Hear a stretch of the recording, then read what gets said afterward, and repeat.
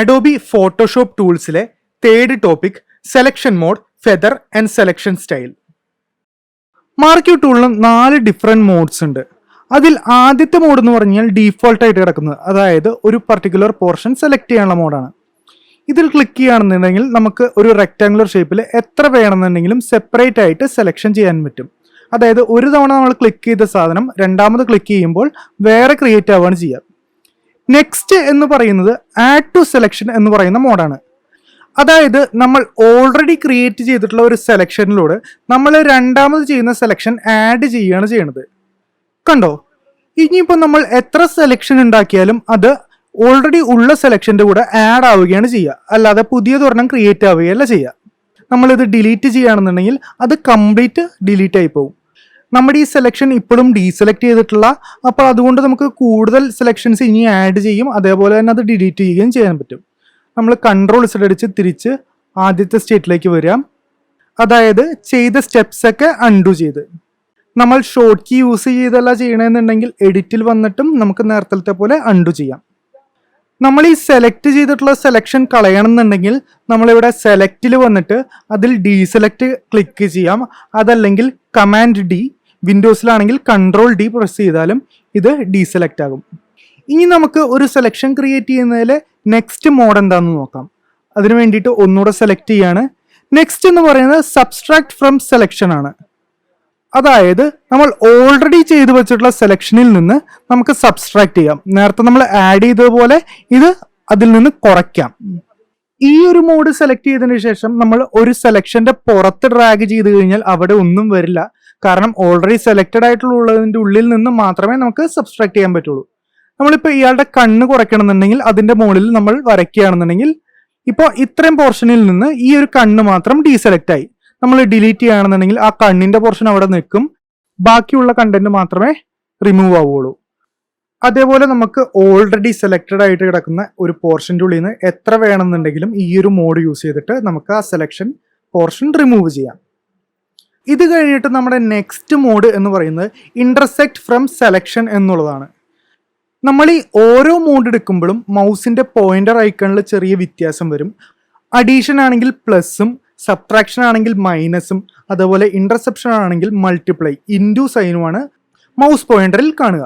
അപ്പോൾ intersect from selection എന്ന് പറയുന്ന ഈ മോഡ് യൂസ് ചെയ്യുന്നത് 2 സെലക്ഷൻസിന്റെ ഇന്റർസെക്ഷൻ മാത്രം സെലക്ട് ചെയ്യാൻ വേണ്ടിയിട്ടാണ്. അതായത് നമ്മൾ ആദ്യം വരച്ചിരുന്ന സെലക്ഷന്റെയും രണ്ടാമത് വരയ്ക്കുന്ന സെലക്ഷനിലും കോമൺ ആയിട്ട് വരുന്ന പാർട്ട് മാത്രമേ സെലക്റ്റഡ് ആകുള്ളൂ.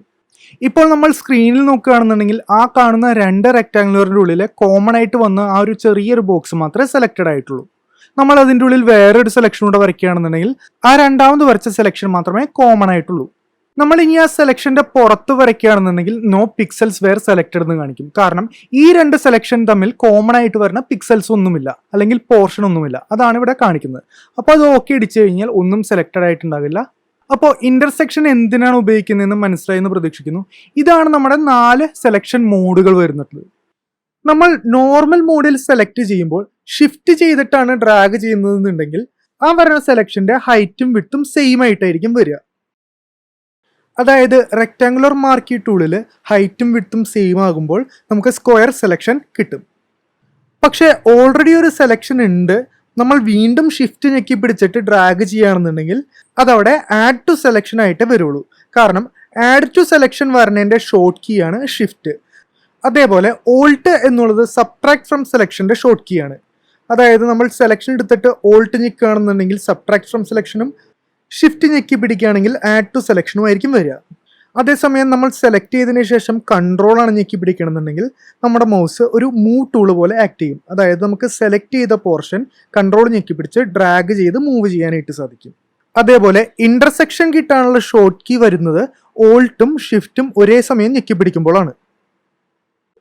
അപ്പോൾ ഈ കീസൊക്കെ അറിഞ്ഞിരിക്കുകയാണെങ്കിൽ നമുക്ക് ഡയറക്റ്റ് ഷോർട്ട് കീ വെച്ചിട്ട് തന്നെ ഈ സെലക്ഷൻസ് ചെയ്യാം.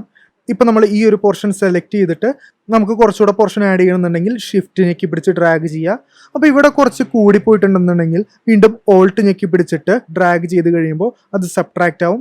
അതേപോലെ ഇതിൻ്റെ ഇന്റർസെപ്ഷൻ കിട്ടണമെന്നുണ്ടെങ്കിൽ ഓൾട്ടും ഷിഫ്റ്റും ഒരുമിച്ച് ഞെക്കി പിടിച്ച് അതിൻ്റെ മുകളിൽ ഡ്രാഗ് ചെയ്യും. അപ്പോൾ ഇതൊക്കെയാണ് സെലക്ഷൻ മോഡിൻ്റെ ഷോർട്ട് കീസ്. സെലക്ഷൻ മോഡിന് ശേഷം നമ്മൾ നോക്കേണ്ട നെക്സ്റ്റ് ഫീച്ചർ എന്ന് പറയുന്നത് ഫെദർ ആണ്. നമ്മൾ നേരത്തെ സെലക്ട് ചെയ്ത പോർഷൻ കട്ട് ചെയ്ത് കളഞ്ഞപ്പോൾ നമ്മൾ വരച്ച ആ ബോക്സ് ഇല്ലേ, അതിന്റെ കറക്റ്റ് എഡ്ജിൽ നിന്ന് അങ്ങനെ തന്നെ ഷാർപ്പായിട്ട് കട്ടായി പോവുകയാണ് ചെയ്യുന്നത്. പക്ഷെ ഫെദർ കൂട്ടിയിട്ടാൽ എന്താ സംഭവിക്കുക എന്ന് വെച്ച് കഴിഞ്ഞാൽ ഇതിന്റെ ഈ എഡ്ജ് പറഞ്ഞില്ലേ സെലക്ഷന്റെ, ആ എഡ്ജിൽ നിന്നും രണ്ട് സൈഡിലേക്ക് ട്രാൻസ്പെറൻസി ഗ്രാജുവലി കുറച്ചിട്ടേ വരുള്ളൂ. അതായത് നമ്മളിപ്പോൾ ഇവിടെ ഫെദർ കൂട്ടിയിടുകയാണ്. നമുക്കിത് കളഞ്ഞിട്ട് ഒന്നുകൂടെ ഇയാളുടെ ഫേസ് വരുന്ന രീതിയിൽ സെലക്ട് ചെയ്യാം. ഇനി നമ്മൾ ഡിലീറ്റ് അടിക്കുകയാണെന്നുണ്ടെങ്കിൽ ഇതിന്റെ എഡ്ജ് കണ്ടോ, നേരത്തെ നമ്മൾ ഡിലീറ്റ് ചെയ്ത പോലെ ആ വരയുടെ അവിടെ നിന്ന് ഷാർപ്പായിട്ടല്ല കട്ടായി പോവുക, അതിന് പകരം ഒരു ട്രാൻസ്പെറൻസി ഗ്രേഡിയന്റ് പോലെ അവിടെ വന്നിട്ടുണ്ട്. ഞാനിപ്പോൾ ഫെദർ 5 കൊടുത്തത് മാറ്റി 20 ആക്കിയിട്ടുണ്ട്. അതുകൊണ്ട് എഡ്ജ് ഒന്നുകൂടെ കയറുവായി. ഇത് ഡിലീറ്റ് ചെയ്തപ്പോൾ കണ്ടോ, ആ ഫെദറിന്റെ വാല്യൂ കൂടിയ അനുസരിച്ച് അത് ആ ട്രാൻസ്പെറൻസിയിലോട്ട് വരണ ആ ഡിസ്റ്റൻസും കൂടി നമ്മൾ വരച്ച വരയിൽ നിന്ന്. സോ ഇങ്ങനെയാണ്, ഇതിന് വേണ്ടിയിട്ടാണ് നമ്മൾ ഫെദർ യൂസ് ചെയ്യുന്നത്. നമുക്ക് ഫെദർ ഇല്ല, ഫെദർ 0 ആണെന്നുണ്ടെങ്കിൽ ആ കട്ട് ചെയ്തത് ഷാർപ്പായിട്ട് തന്നെ പോകും. ഏത് ടൂൾ വെച്ച് ചെയ്യുന്ന സെലക്ഷനും ഇത് ആപ്ലിക്കബിൾ ആണ്. ഫെദറിന് ശേഷം നമ്മൾ നോക്കാൻ പോകുന്നത് സ്റ്റൈലാണ്. സ്റ്റൈല് എന്ന് പറയുമ്പോൾ ഈ മാർക്കി ടൂൾ വെച്ച് നമ്മൾ ഒരു കാര്യം സെലക്ട് ചെയ്യുമ്പോൾ ആ സെലക്ഷൻ എങ്ങനെ വരുന്നു എന്നുള്ളതിന് വേണ്ടിയിട്ടാണ്. അതിൽ ഡീഫോൾട്ട് ആയിട്ട് വരുന്ന സ്റ്റൈല് നോർമലാണ്, അതായത് നമ്മൾ ഇത്ര നേരം ചെയ്തത്. അത് കഴിഞ്ഞ് ഫിക്സഡ് റേഷ്യോ എന്ന് പറഞ്ഞ സ്റ്റൈലാണ് വരുന്നത്. ഫിക്സഡ് റേഷ്യോയിൽ നമുക്ക് ഹൈറ്റിന്റെയും വിഡ്ത്തിന്റെയും റേഷ്യോ സെറ്റ് ചെയ്ത് കൊടുക്കാനായിട്ട് സാധിക്കും. ഇവിടെ ഇപ്പോൾ ഹൈറ്റും വിഡ്ത്തും 1 ആണ് കൊടുത്തേക്കുന്നത്, അതുകൊണ്ട് ഹൈറ്റും വിഡ്ത്തും ഈക്വൽ ആയിട്ട് വരും. അതിന് പകരം നമ്മൾ വിഡ്ത്ത് 2ഉം ഹൈറ്റ് 1ഉം ആയിട്ട് കൊടുക്കുകയാണെന്നുണ്ടെങ്കിൽ ആ റേഷ്യോയിലുള്ള റെക്റ്റാങ്കിൾ ആയിരിക്കും വരിക. നെക്സ്റ്റ് എന്ന് പറയുന്നത് ഫിക്സഡ് സൈസ് ആണ്. ഇതിൻ്റെ ഉള്ളിൽ നമ്മൾ നേരത്തെ റേഷ്യോ കൊടുത്ത പോലെ ഹൈറ്റും വിഡ്ത്തും നമുക്ക് സ്പെസിഫൈ ചെയ്ത് യൂണിറ്റ്സിൽ കൊടുക്കാനായിട്ട് സാധിക്കും. എന്നിട്ട് നമ്മൾ നമ്മുടെ ഇമേജിൽ ക്ലിക്ക് ചെയ്യുകയാണെന്നുണ്ടെങ്കിൽ ആ ജസ്റ്റ് ഡ്രാഗ് ഒന്നും ചെയ്യേണ്ട, അതിന് പകരം എവിടെ ക്ലിക്ക് ചെയ്യണോ ആ സൈസിലുള്ള സെലക്ഷൻ അവിടെ ഫോം ചെയ്യും. ഇതാണ് ബേസിക്കലി സെലക്ഷന്റെ സ്റ്റൈൽസ് വരുന്നത്.